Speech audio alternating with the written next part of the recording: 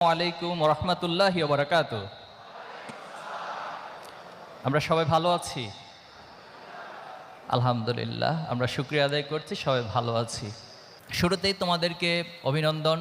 তোমরা জীবনের গুরুত্বপূর্ণ একটি ধাপে কৃতিত্বের সাথে সবচেয়ে ভালো রেজাল্টটা করেছ।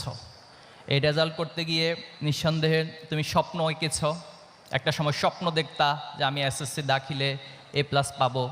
সেটার জন্য তুমি ক্লাস করেছ, অনেক কষ্ট করে পড়াশোনা করেছ, রাত জেগে জেগে পড়াশোনা করেছে। এমনও হয়তো তোমার অনেক রাত গিয়েছে যে রাতে তোমার ঘুমের কারণে তুমি পড়ে যাচ্ছ, কিন্তু তোমার মাথায় এটা সেট আছে আমি যদি এই পড়াটা এখন শেষ না করি তাহলে তো আমার কাঙ্ক্ষিত রেজাল্টটা হবে না। এমন অনেক রাত তুমি কাটিয়েছ। তোমার বাবা মা পাশে এসে তোমাকে সাহস জুগিয়েছে, শক্তি জুগিয়েছে।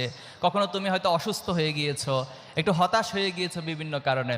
সে সময়টাতে শিক্ষকরা, অভিভাবকরা তোমাকে সাহস জুগিয়েছে এবং ফাইনালি তুমি পরীক্ষার মধ্য দিয়ে সৃষ্টিকর্তার একান্ত মেহেরবানি তোমাকে কবুল করেছেন, তুমি A+ পেয়েছ। এজন্য আমি সবাইকে কংগ্রাচুলেশন জানাচ্ছি। Congratulation all of you.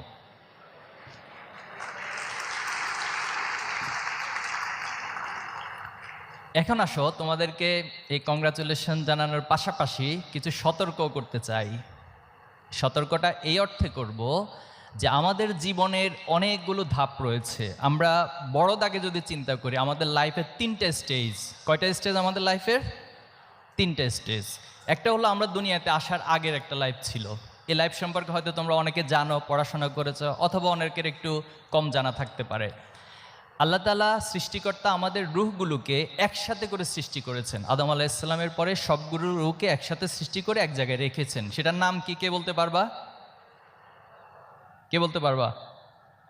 সেটাকে আলমে আরওয়াহ বলা হয়, অর্থাৎ রূহের জগৎ। রূহগুলোকে সব একসাথে রাখা হয়।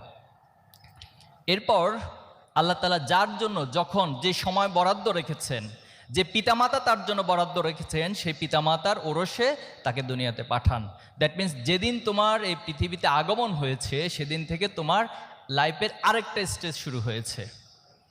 এই স্টেজটা ক্রমবর্ধমানভাবে চলতে থাকবে।